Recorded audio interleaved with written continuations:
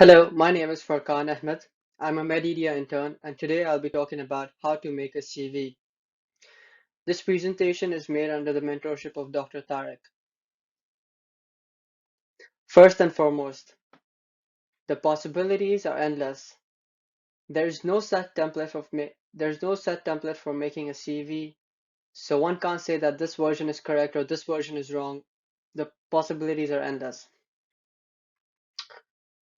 Even though the possibilities are endless, only some structures are considered universal that can be suitable for any professional.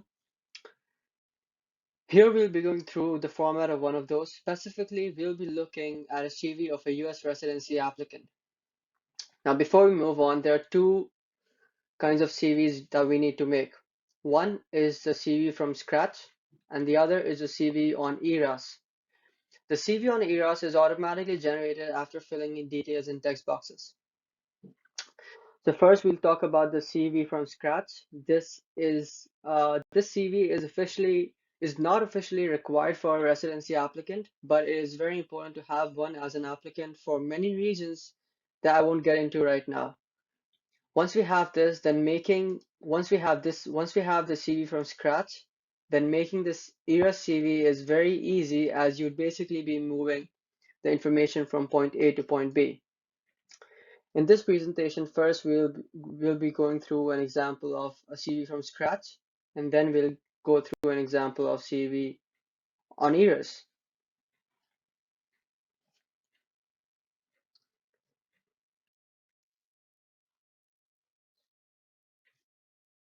So these are the sections the CV from scratch can have.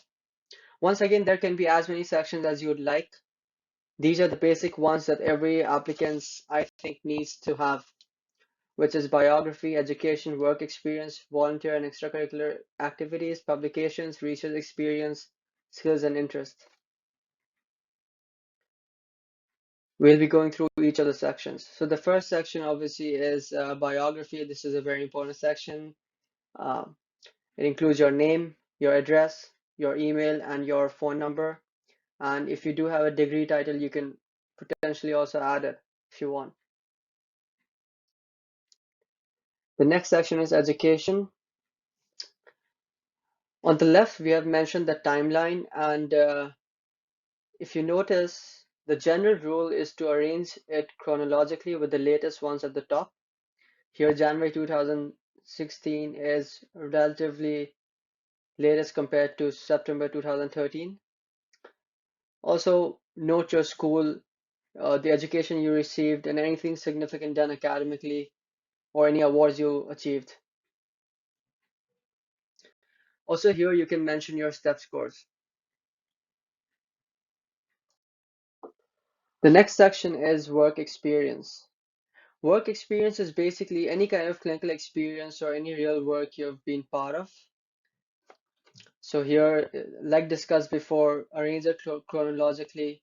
This is the latest one. Mention the position, the department, the hospital, the supervisor. And one of the most important thing in this section that will really make you stand out is what you write here, the details, which is basically what you did. Now, see, a lot of people, a lot of applicants are going to have the work experiences, but what will make you stand out is what you write here and tell what you exactly did, the awards you achieved, or any positions you had, or any projects you worked, or any lectures you delivered. So this is one way to write it concisely.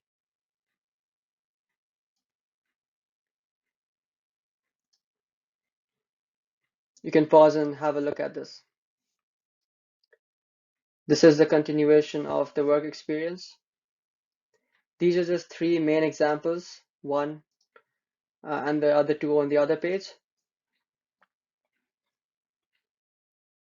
The next section we'll be discussing is volunteer and extracurricular activities. This section includes anything that cannot go into work experience. So basically any organizations you have been part of, any ventures, any volunteering, any interest group, or anything else you have done that is significant that you'd like the program director to know. once again, to make this section significant and to really stand out is once again, to stand out, you will have to fill in the details and describe what you did. Try to mention the projects you did, your role, your any leadership positions you had, or anything else significant you achieved.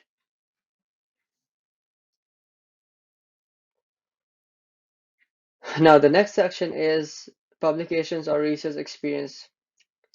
There can be a research experience section and a publications section separately depending on what you have, but here I'll only be including the publication section.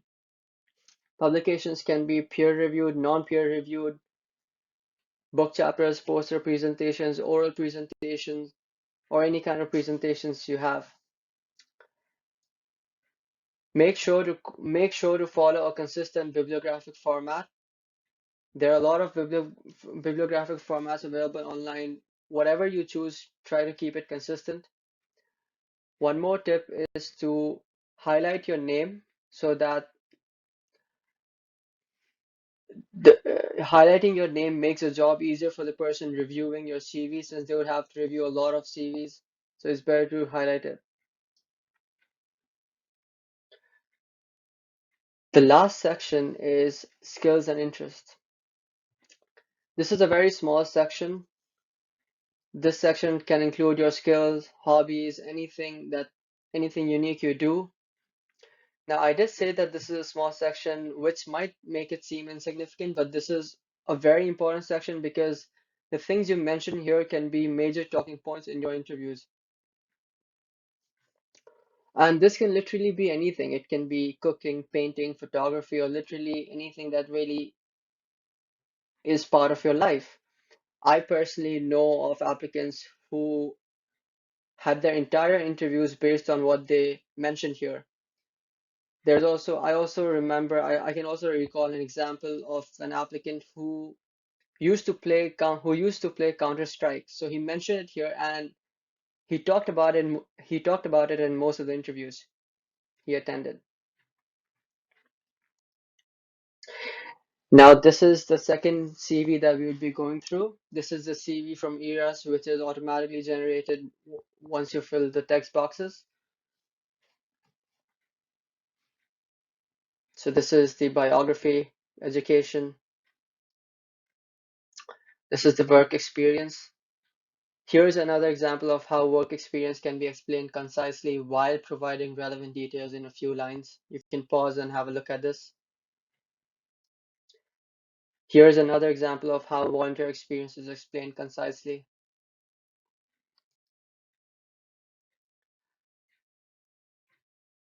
One thing to make sure is to not go overboard and provide lengthy descriptions. Keep it short and to the point. You can also include any papers you reviewed for any medical journals.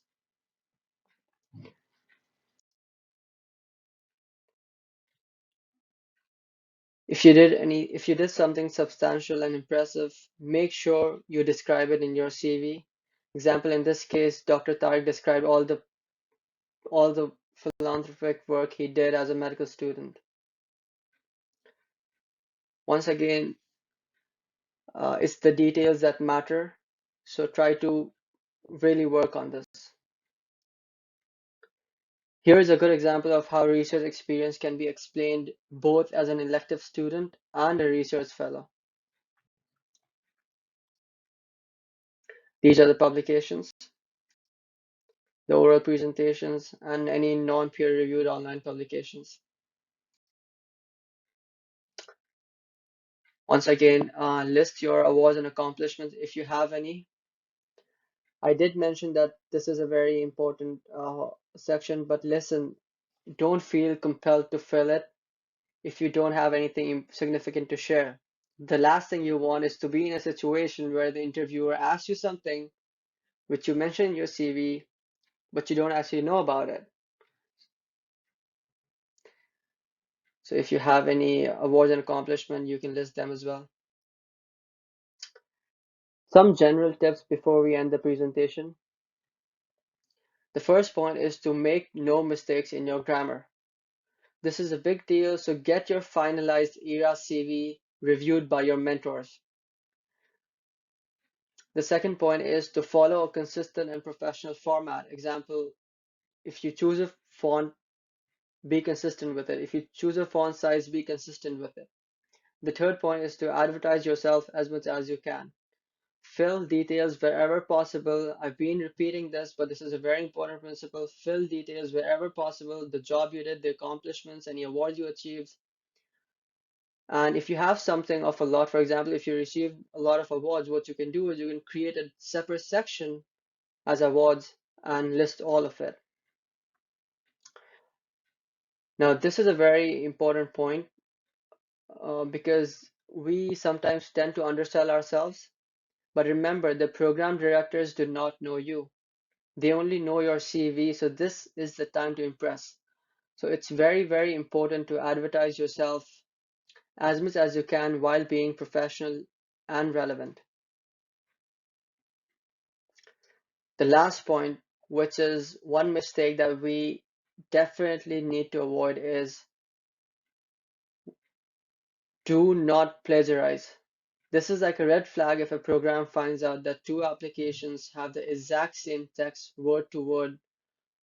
What this can do is basically make the rest of your application irrelevant, which is basically what a red flag is. What they would do is they would tend to focus on that point while not focusing on the rest of your application, for example, your scores, your work experience, or anything else you have done. And I'm not just saying this, I've been told by my mentors that they personally know people who got into trouble because of this. So if you see samples of CVs online, if you see samples of CVs from your mentors, doesn't matter how long ago that was, do not copy. Always make your own CV. That's it. Good luck on the journey. Never give up and never lose hope.